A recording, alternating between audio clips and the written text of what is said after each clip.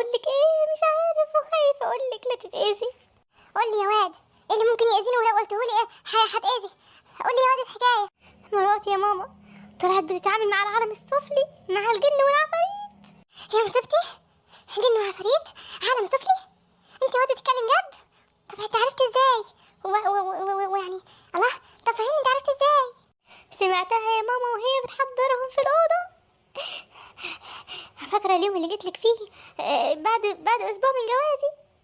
هو اليوم ده خرجت من الأوضة من هنا وسمعتها بتحضرهم وتقول أسمائهم من هنا.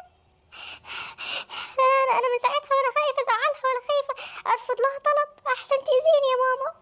وايه هي الأسماء اللي كانت بتنده لهم بيها؟ هيقول لي يا حبيبي سمعت ايه؟